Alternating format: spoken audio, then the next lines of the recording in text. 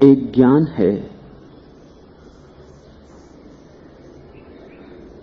जो भर तो देता है मन को बहुत जानकारी से,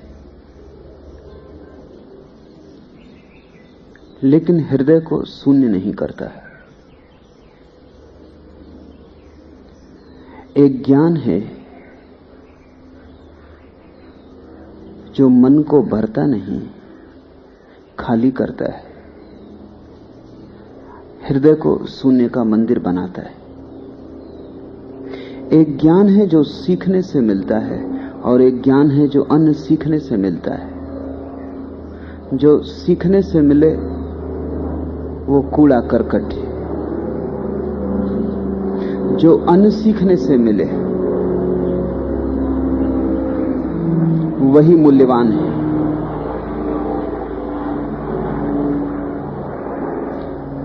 सीखने से वही सीखा जा सकता है जो बाहर से डाला जाता है। अन्न सीखने से उसका जन्म होता है जो तुम्हारे भीतर सदा से छिपा ही है। ज्ञान को अगर तुमने पाने की यात्रा बनाया तो पंडित होकर समाप्त हो जाओगे। ज्ञान को अगर खोने की खोज बनाया तो प्रज्ञा का जन्म होगा। पांडित्य तो बोझ है, उससे तुम मुक्त ना होगे। वो तो तुम्हें और भी बांधेगा।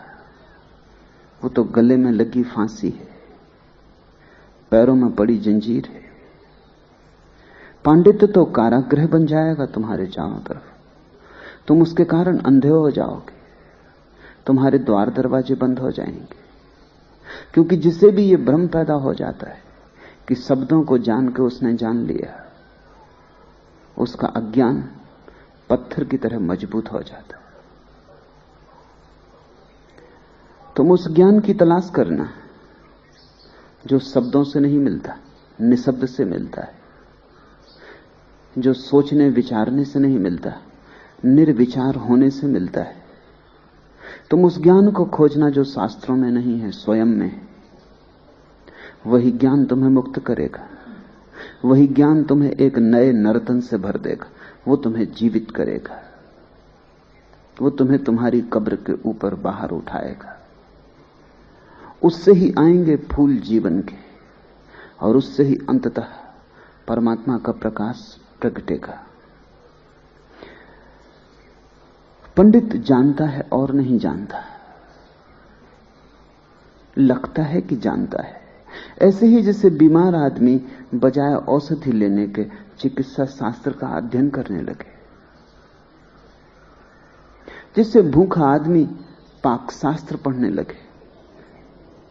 ऐसी सत्य की अगर भूख हो तो भूल के भी धर्मशास्त्र में मत उलझ जाना। वहां सत्य के संबंध में बहुत बातें कही गई हैं, लेकिन सत्य नहीं, क्योंकि सत्य तो कब कहा जा सका है। कौन हुआ समर्थ जो उसे कह सके।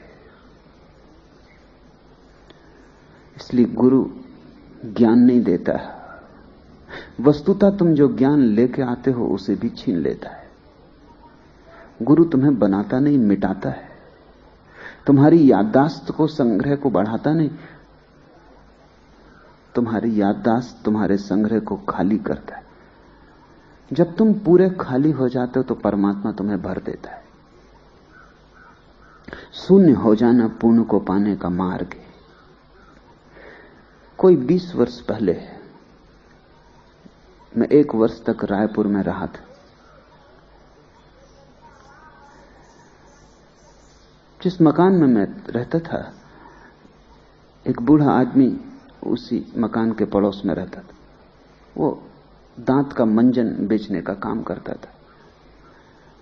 जब मेरा उससे परिचय हो गया तो मैंने उससे पूछा कि दांत तो तुम्हारे एक भी नहीं, तुमसे दांत का मंजन कौन खरीदता होगा? तुम अपने दांत नहीं बचा सके और तुम तख्ती लगा के बैठते हो बाजार में कि ये मंजन से दांत मजबूत हो जाते, दांत गिरने से बच जाते। और तुम्हारे एक दांत नहीं, कौन तुमसे मंजन खरीदता होगा? और किस हिम्मत से तुम मंजन बेच आते हो? उस बूढ़े ने थोड़ी नाराजगी से कहा कि इससे क्या फर्क पड़ता है? कई लोग पुरुष होते हुए भी चोलियां बेचते हैं, साड़ियां बेचते हैं, चूड़ियां बेचते हैं।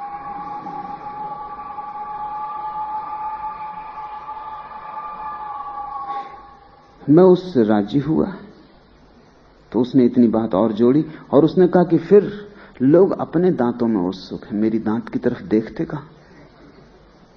वस्तुतः उस बूढ़े आदमी ने कहा कि आप मेरे पहले पूछने वाले जिसने ये संदेह उठाया। लोग अपने दांत की चिंता कर रहे हैं, दंत मंजन का डब्बा देखते हैं, मेरे दांत की कौन फिक्र करता है? तुम पंडितों की दांतों की थोड़ी फिक्र करो। वो जो बेच रहे हैं वो उन्हें भी नहीं बचा सका। वो जो तुम्हें समझा रहे हैं उससे उनकी भी समझ नहीं जागी। वो जो तुम्हें दे रहे हैं उससे उन्हें भी कुछ मिला नहीं। उनके जीवन को थोड़ा परखो, तुम वहां उदासी पाओगे, एक रिक्तता पाओगे। भारी तुम पाओगे उन्हें, वजन से दबे हुए पाओगे, लेकिन तुम्हें वो नृत्य वहां ना दिखाई पड़ेगा जो कबीर कह रहे हैं, पाई बोरे ब्रह्म ज्ञान। नाच उठता है हृदय जब ज्ञान की पहली किरण उतरती। मोर को नाचते देखा आषाढ़ के प्रथम दिवसों में। आकाश में मेघ घिरने लगते और मोर पंख फैला देता है और नाचता है।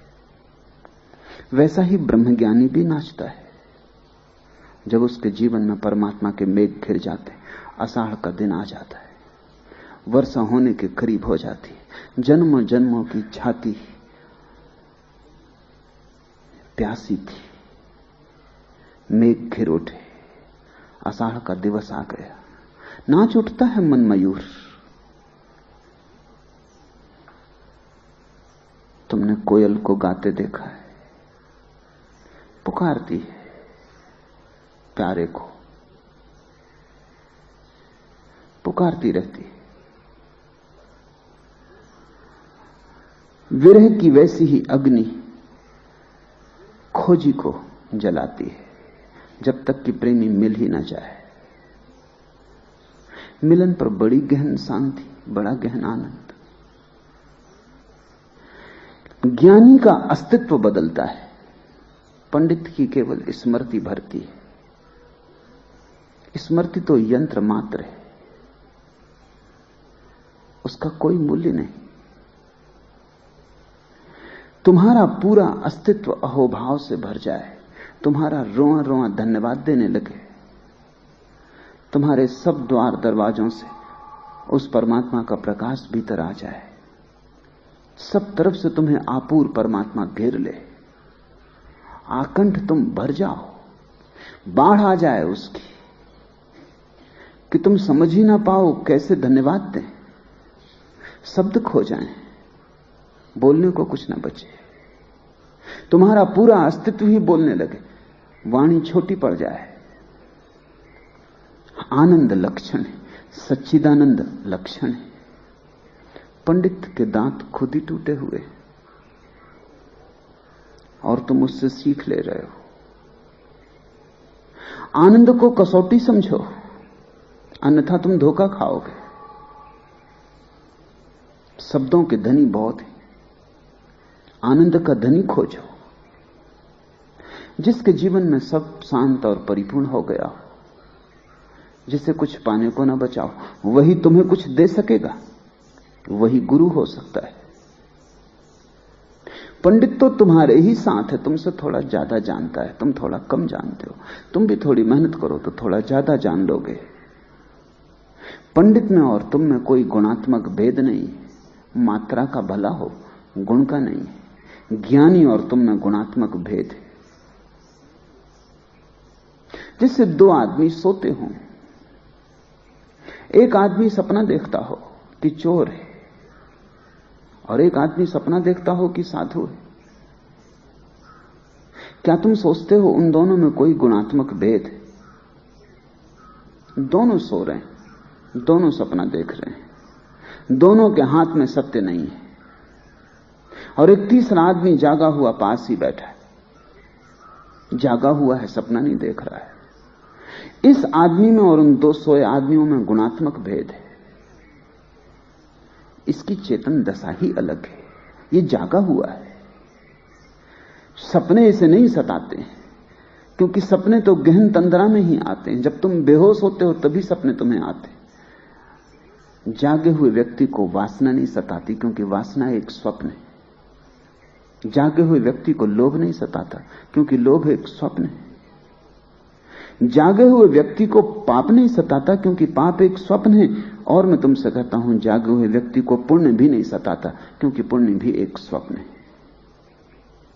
अशुभ तो सताता ही नहीं, शुभ भी नहीं सताता।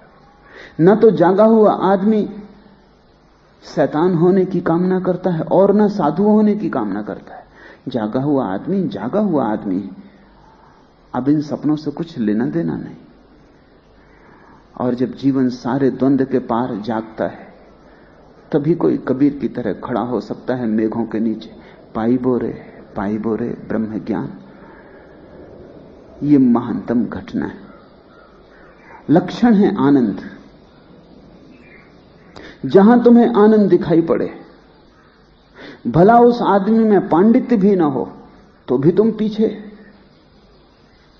उस आदमी के दौड़ना, उसके पास कोई सुवास है।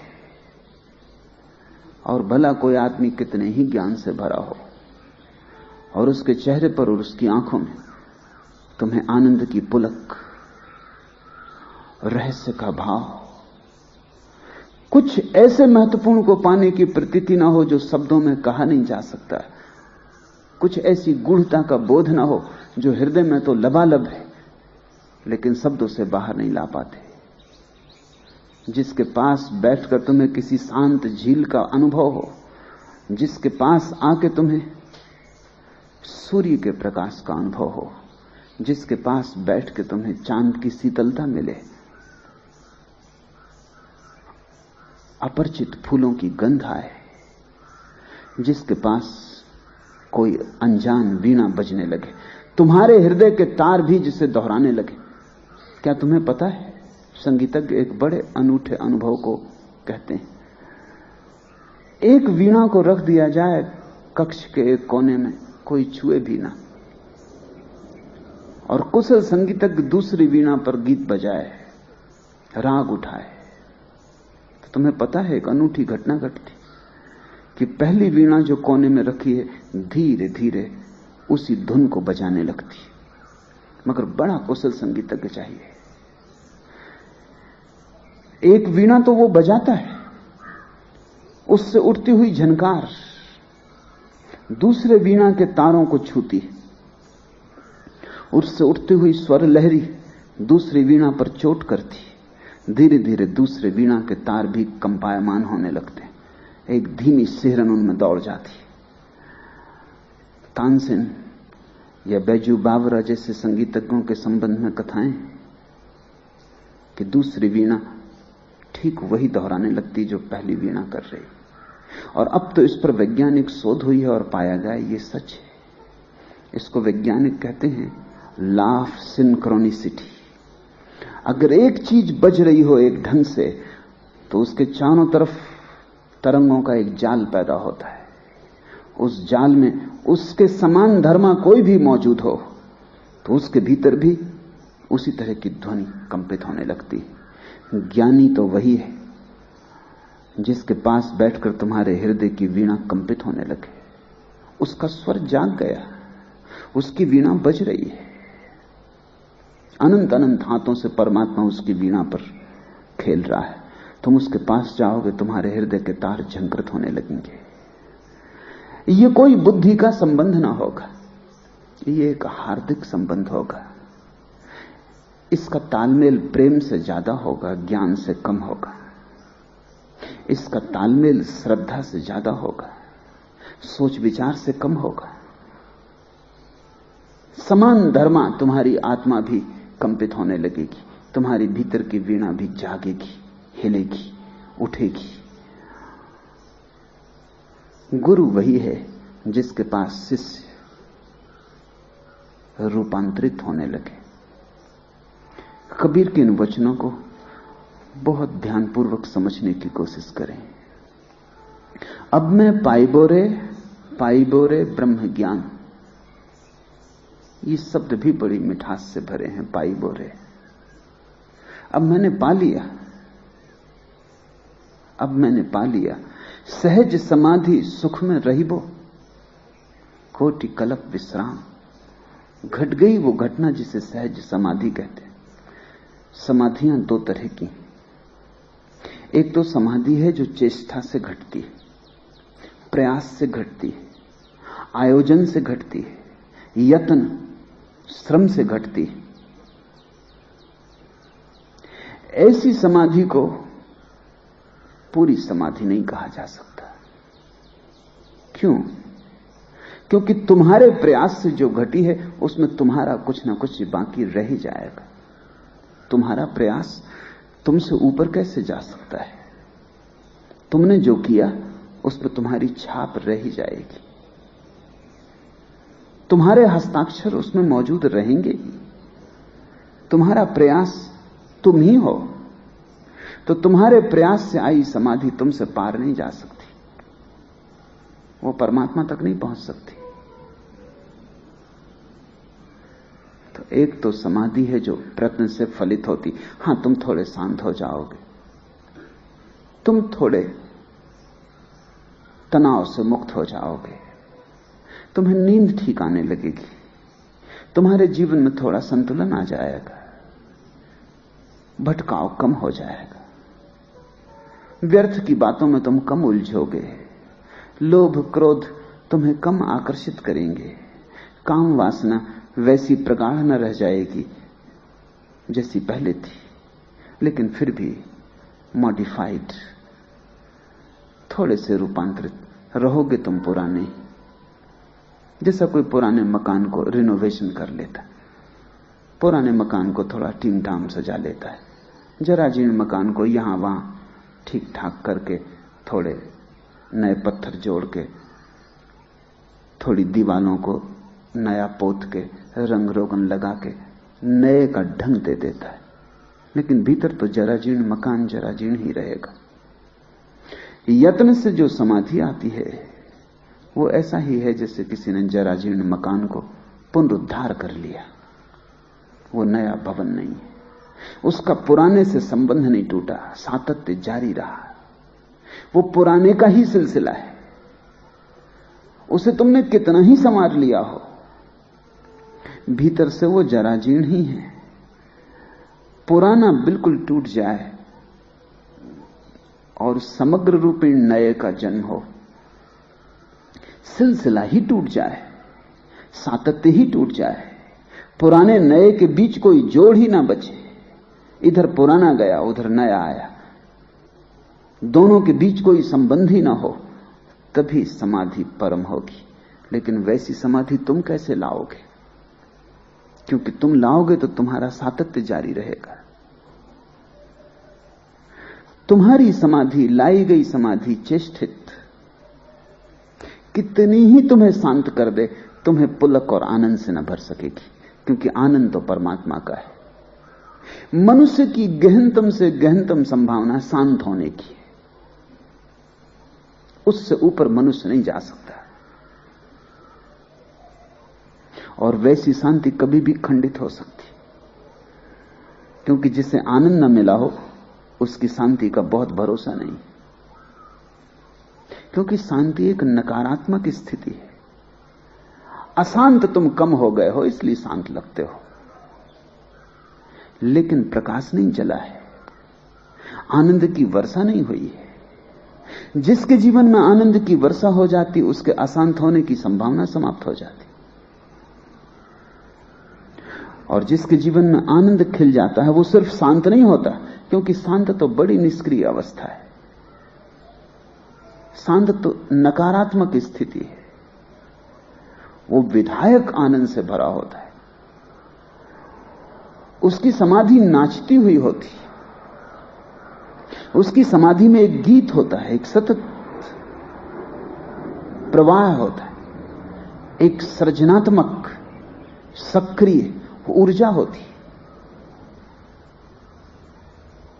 उसकी समाधि अशांति का हट जाना नहीं है, आनंद का उतर आना है। उसकी समाधि बीमारी का मिट जाना नहीं है, स्वास्थ्य का आविर्भाव है। कबीर कहते हैं, सहज समाधि सुख में रहिबो कोटि कल्प विश्राम। वो जो अनंत अनंत कल्पनाएं थी, पीड़ाएं थी, विकल्प थे, सबसे विश्राम हो गया। वो सब जा चुके। अब कोई सताता नहीं, न लोभ द्वार पर दस्तक देता है, न मोह, न राग, न क्रोध। कोटि कल्प विश्राम, वे सब विकल्प जा चुके। सहज समाधि सुख में रहिबो, और एक महासुख का अवतरण हुआ है, लेकिन वो अवतरण सहज समाधि में होता है। यत्न पूर्वक जो समाधि है वो असहज समाधि है। सहज समाधि का अर्थ है स्वस्फूर्त, अपने आप उतर आई। लेकिन ये कैसे होगा? अपने आप उतर आई तब तो तुम्हारे करने में कुछ बचा नहीं। क्या करोगे? तुम्हें तो चेष्टा करनी पड़ेगी असहज समाधि की। शांति तो तुम्हें लानी पड़ेगी, आनंद आता है। शांति तो केवल तैयारी है कि आनंद उतर सके, जगह खाली करना है। सारा योग शांत समाधि तक ले जाता है। इसलिए जिन्होंने उस परम